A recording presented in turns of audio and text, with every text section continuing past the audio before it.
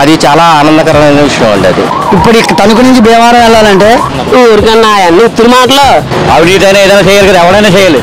మా అభిప్రాయం త్వరగా 2024లో ఇవాళ సార్ చెప్పండి, రాబోయే ఎన్నికల్లో ఆంధ్రప్రదేశ్కి ఎవరు ముఖ్యమంత్రి అవుతారు? ఎవరు ముఖ్యమంత్రి అంటే అది జనం చేతుల్లో ఉందండి.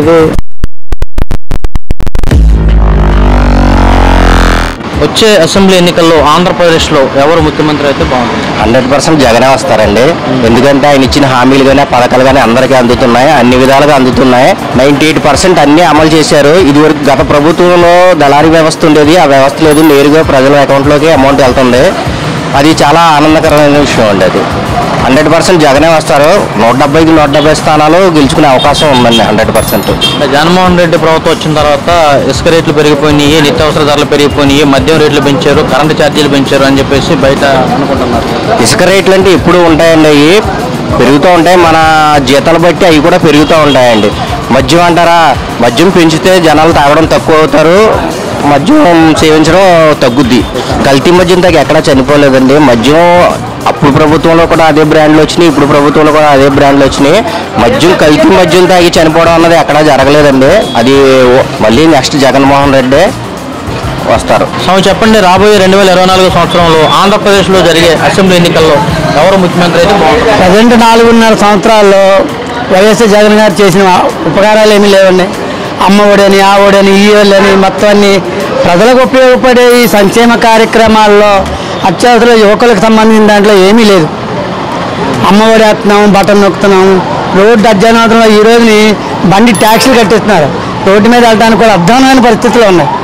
ఇప్పుడు తణుకు నుంచి భీమవరం వెళ్ళాలంటే మామూలుగా అయితే ఇంతకుముందు వ్యాయామంలో 30 గంటలు వెళ్ళిపోయాం, ఇప్పుడు 2 గంటలు పడుతుందండి. రోడ్డు అధ్వాన పరిస్థితి.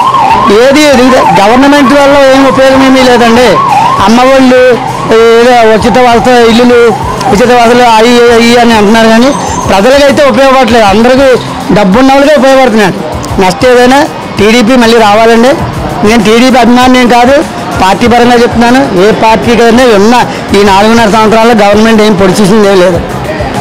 నెక్స్ట్ టీడీపీ వస్తుందండి, గ్యారంటీ టీడీపీ వస్తుంది. సంక్షేమ పథకాలు అన్నవి ప్రజలకు ఉపయోగపడాలి. నిత్యావసర సరుకులు కొనుక్కోలేని పరిస్థితులు ఉన్నారు. ఈ రోజు కందిపప్పు 170 రూపాయలు, 180 రూపాయలు ఉంది. మంచినీళ్ళ ధర మనోడు 170 రూపాయలు ఉంది. ఒక మధ్య సామాన్య మానవుడు ఏం ఉపయోగం చేసుకోలేదు. దానివల్ల ఈ గవర్నమెంట్కి నేను అంగీకార భావం ఏం తెలపను. రాబోయే అసెంబ్లీ ఎన్నికల్లో ఆంధ్రప్రదేశ్లో ఎవరు సీఎం అవుతారు అనుకుంటున్నారు? వైఎస్ జగన్ అన్న. ఎందుకు మళ్ళీ జగన్ కోరుకుంటాం? జగన్ మంచి అభివృద్ధి పనులు చేశాడు. సంక్షేమ పథకం చాలా బాగుంది. జగన్ ప్రభుత్వం వచ్చిన తర్వాత అభివృద్ధి ఏం జరగలేదు, కేవలం సంక్షేమ పథకాలు మాత్రమే ఇవ్వటం జరిగింది, అభివృద్ధిని పక్కన పెట్టారు అని చెప్పేసి అంటున్నారు. ఊరికన్నా అన్ని ఉత్తురు మాటలు వాళ్ళ టీవీల్లో డిబేట్లో మాట్లాడి ఉత్తులు కవర్లు ఎందుకయ్యి దగ్గరికి వచ్చి ప్రజలను అడిగితే తెలుస్తుంది ఎవరికేదన్నా. డిబేట్లో పెట్టి సొల్లుకోలు చెప్పేవాళ్ళు ప్రతి ఓడును అలాగే చెప్తాడు. ఒకడు అది బయటకు వచ్చి మనిషిని అడగాల, ఏంటి జగన్ వల్ల చేసింది ఉపయోగం ఏంటని అడిగితే ఎవరికైనా తెలుస్తుంది. అంతేగాని డిబేట్లోకి వచ్చి సొల్లుకోలు చెప్తే కాదు అక్కడ వాళ్ళు. అది నెక్స్ట్ అయితే జగన్గా వేస్తాము.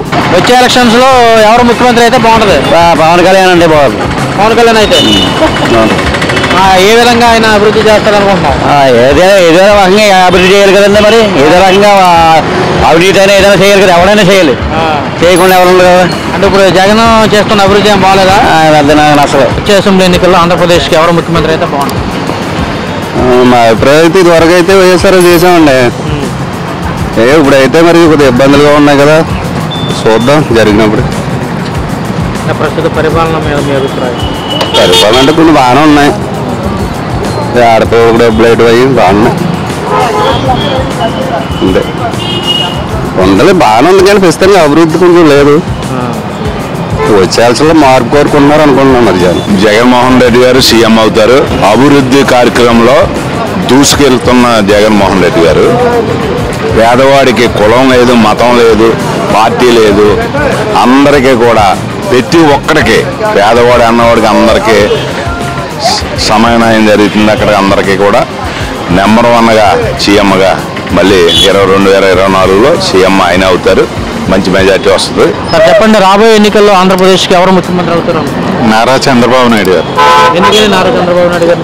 మనకి రాష్ట్రం అభివృద్ధి చెందాలంటే ఆయనే రావాలి.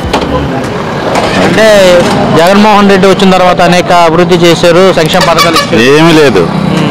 రోడ్లు చూడండి, కూని అయిపోయి వచ్చాము. రోడ్లు అసలు రోడ్లే కాదు, మొత్తం అలా వ్యవస్థ బాగాలేదు.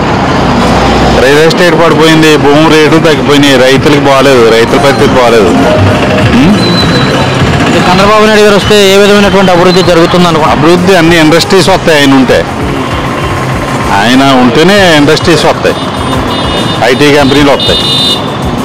అంటే రాజధాని ఆగిపోయింది, పోలవరం ప్రాజెక్ట్ ఆగిపోయింది, 72% కట్టేశాడు ఎవరో చంద్రబాబు నాయుడు. దాన్ని వృధాగా అలాగే పడి ఉంది, ఏమీ చేయలేదు. ఏమి ఒక రోడ్డు కానీ ఏమీ పని చేయట్లేదు. అది ఆయన వస్తేనే అది ప్రాజెక్ట్ అన్ని దోసుకోవడమే తప్ప ఇంకేముంది. రాబోయే ఎన్నికల్లో ఆంధ్రప్రదేశ్లో ఎవరు ముఖ్యమంత్రి అవుతారు అనుకుంటున్నారు?